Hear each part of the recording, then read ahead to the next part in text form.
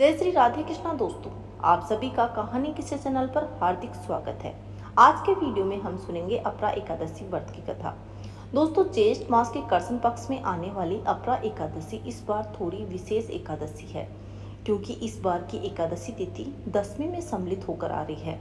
और आपको ये जानकर अति आश्चर्य होगा कि ऐसी एकादशी का पालन ना करने की सलाह हमारे शास्त्र देते हैं।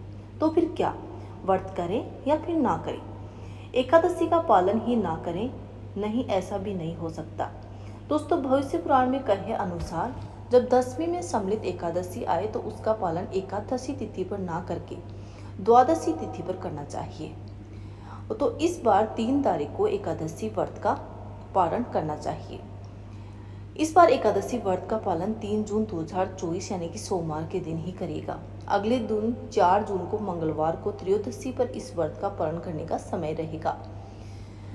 इस व्रत का पारण 5:02 से लेकर सुबह 10:04 के बीच है।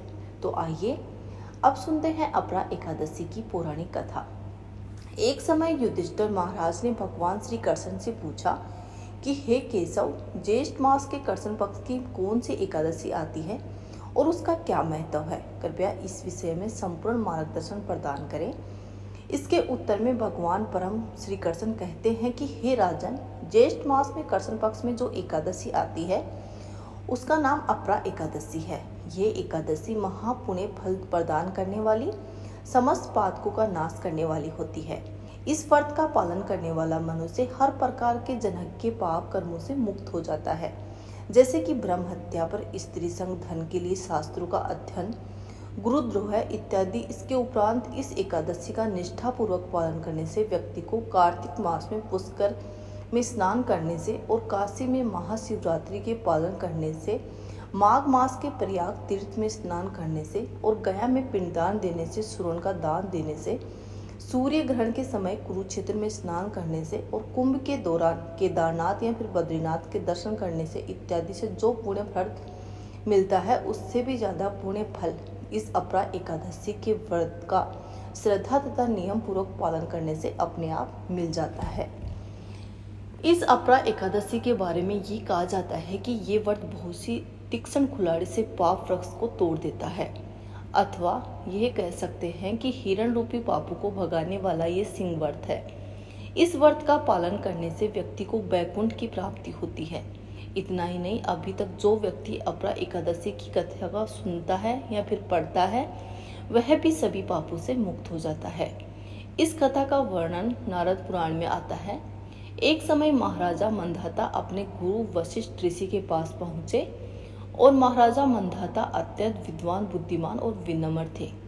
इसलिए उन्होंने अपने गुरु से एक ऐसी जिज्ञासा प्रकट की जो न सिर्फ उसके लिए अभी समस्त मानव समाज के लिए कल्याण के लिए थी।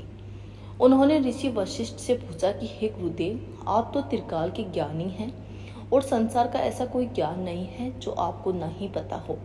इसलिए आप मेरे ऊपर कृपा करें और मुझे इस विषय में मार्गदर्शन प्रदान करें, जो कि भयंकर पाप रूपी गोले या फिर सूखे ईंधन को जला सके। ऐसी अग्नि कौन सी है? अज्ञात रूप से किए गए पाप को शुष्क और जानबूझकर किए गए पाप को आर्द्र कहा गया है। चाहे वो भूत का हो, भविष्य, वर्तमान, किसी में भी क्यों ना हुआ हो, लेकिन उसे नष्ट करने के उपाय क्या हैं? कृपया इस विषय में मेरी जिज्ञासा को संतुष्ट करें। गुरुदेव राजा मांधाता को यह आत्म जिज्ञासा युक्त प्रश्न सुनकर ऋषि वशिष्ठ अत्यंत प्रसन्न हुए और उन्होंने राजा की जिज्ञासा की सराहना की और उसके उत्तर में कहा कि हे नपन श्रेष्ठ, निसंदेह आपका प्रश्न जन कल्याण हेतु है। अब मैं आपको उस अग्नि के विषय में बताता हूँ जो सुख अथवा आदर दोनों पापों को भस्म कर सकती है। ध्यान पूर्वक सुनिए।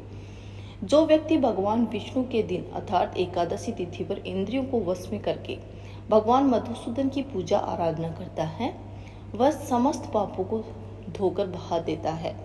एकादशी नामक अग्नि से पाप रूपी ईंधन ऊपर 100 वर्षों से भी अधिक समय से वंचित हो जाता है, अतः शीघ्र ही भस्म हो जाता है। सहस्त्र अश्वमेघ और सैकड़ों राजसूयज्ञ एकादशी की 16वीं कला के बराबर भी नहीं है। एकादशी इंद्रियों से जो पाप किए जाते हैं वे सभी एकादशी व्रत करने से नष्ट हो जाते हैं।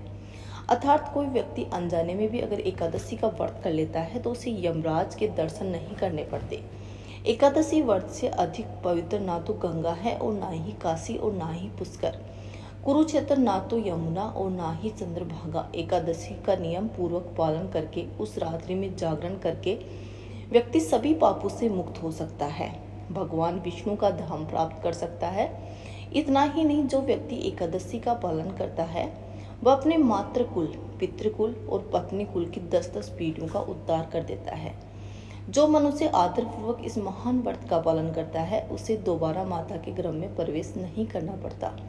इसलिए हे राजन, आपके प्रश्न का एकमात्र उत्तर यही है कि हर प्रकार के शुष्क और आर्द्र पाप को जलाने वाली मात्र एक अग्नि एकादशी तिथि ही होती है और इसमें कोई संशय नहीं है। इसका निष्ठापूर्वक कठोरता से पालन करो, अपनी प्रजा को भी इसके महात्म्य के विषय में बताओ, यही आपका कर्तव्य है। इस प्रकार जब राजा मांधाता ने गुरु वशिष्ठ मुनि से इस एकादशी के महत्व के विषय में सुना तो बहुत ही प्रसन्न हुए और अपने गुरु के प्रति उन्हें कृतज्ञता व्यक्त की और विनम्र भाव से प्रणाम अर्पित किया। उसके बाद राजा अपने राज्य को वापस आए और अपने राज्य में आकर उन्होंने एकादशी महात्म्य का प्रचार किया। वर्ष में आने वाली सभी एकादशी तिथियों का नियम और निष्ठापूर्वक पालन किया। अपने संपूर्ण जीवन काल में इस महान एकादशी के व्रत का करने से राजा मांधाता अपने जीवन के अंत में परम आध्यात्मिक जगत पकड़लूट को प्राप्त किया। ऐसे ही मंगलकारी अपरा एकादशी प्रत्येक मनुष्य का कर्तव्य है।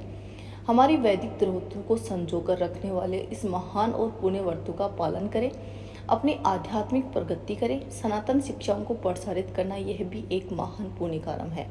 बोले विष्णु भगवान की जय।